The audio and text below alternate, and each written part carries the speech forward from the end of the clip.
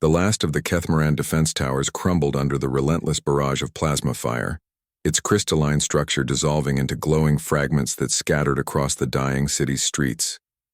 Elder Zixel pressed his four-fingered hand against the reinforced viewing port of the underground bunker, watching his world burn above. "How long until the Ravagers breach the final shield?" he asked, his voice carrying the weight of a civilization's last breath. 12 standard units, Elder," replied Commander Thelic, her usually vibrant blue skin now pale with exhaustion and despair. "Maybe 10 if they focus their full assault on the northern generator." Around them, the remaining survivors of Kethmora huddled in the shadows, barely 3,000 souls from what had once been a proud species of 50 billion. The Ravagers had swept through their sector of the galaxy like a plague, consuming every world they encountered, leaving nothing but empty husks of planets stripped of all life and resources. Zixal closed his ancient eyes. The Kethmoran had been among the first to join the Galactic Union, contributing their mastery of energy manipulation and crystalline technology to the greater good. They had believed in unity, in the strength that came from diversity among the stars. But when the Ravagers came, that unity had shattered like glass. The Seraphim had fled to the outer rim. The mighty Torganis had barricaded themselves in their fortress worlds. The ethereal Velkari had simply vanished into dimensional folds. One by one, every species had chosen survival over solidarity, leaving the smaller civilizations to face annihilation alone. "Elder." A young technician's voice cracked with panic. "Unknown vessels approaching from the outer system." Zixal's heart sank. The Ravagers had found them sooner than expected. He straightened his shoulders, preparing to address his people one final time, to help them face the end with dignity. But Thelic was staring at her scanner with confusion rather than terror. "Elder, these ships, they're not Ravager design. The signatures are unlike anything in our databases." "Reinforcements?" Zixal dared to hope. "Negative. These are small craft. Impossibly small for interstellar travel, yet they're moving at speeds that should tear them apart." Thelic's voice carried a note of wonder. 11 vessels total approaching the Ravager fleet directly. On the main display, the tactical hologram showed the impossible sight. 11 tiny ships, no larger than atmospheric fighters, racing toward a Ravager armada that blackened space with its vastness. It was like watching insects challenge a storm. "Suicide run," Commander Thelic whispered, some species making a final gesture of defiance. But as they watched, something extraordinary happened. The small ships didn't simply crash into the Ravager vessels. Instead, they began to dance. Never had the Kethmaran witnessed such flying. The unknown craft moved like liquid lightning, weaving between plasma bolts that should have vaporized them instantly. They seemed to anticipate every attack, rolling and diving through space with an organic fluidity that defied the laws of physics and probability.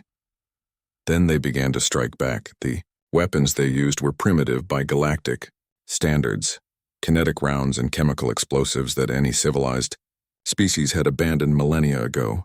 Yet somehow, impossibly, these crude armaments found their mark. Ravager shield generators erupted in chains of explosions. Engine clusters went dark. One by one, the seemingly invincible dreadnoughts began to falter. "How?" Thelic breathed.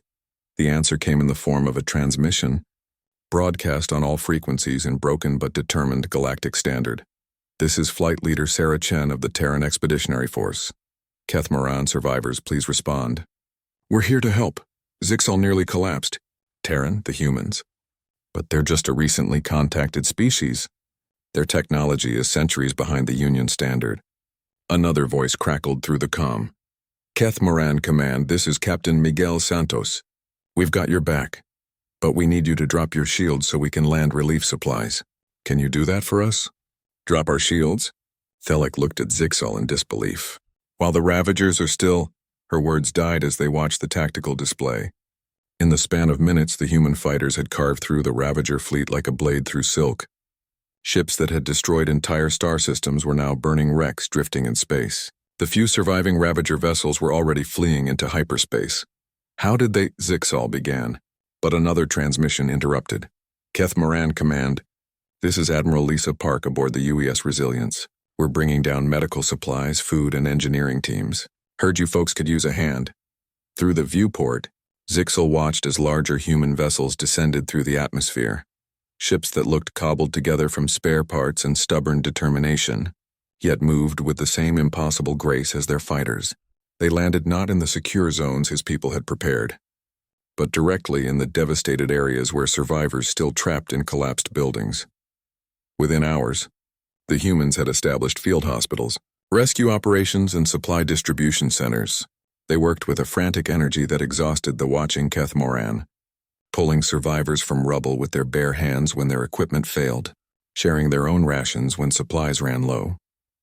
Zixal found himself face to face with Admiral Park, a small woman with graying hair and eyes that held depths of determination he had never seen in any species. "Why?" he asked simply. "Why risk your people for strangers? The Union abandoned us. Even our closest allies chose their own survival." Admiral Park was quiet for a long moment, watching her team's work. "Where I come from, Admiral, we have a saying, no one left behind. Maybe it's stupid. Maybe it's inefficient. But it's who we are." She turned to face him, and Zixal saw something in her expression that he was beginning to recognize as fundamentally human, a refusal to accept the unacceptable. "Besides," she added with a tired smile, "someone once told me that hope is like a star. It might seem small and distant, but it can light up the entire darkness if you just refuse to let it die." As the days passed and the rescue operations continued, Zixal began to understand. The humans hadn't arrived as conquering heroes with superior technology. They had come with something far more powerful, the absolute conviction that no one should face annihilation alone. The Kethmoran would survive. Their world would be rebuilt. And somewhere in the vast galaxy, other species would learn that when all hope seemed lost, there were still those who would descend from the sky, not as gods or saviors, but as stubborn, impossible humans who simply refused to let the darkness win. In the end, perhaps that was humanity's greatest gift to the galaxy, not their weapons or their ships, but their unshakable belief that every life mattered and that hope, no matter how small, was always worth fighting for. The stars themselves seemed brighter that night.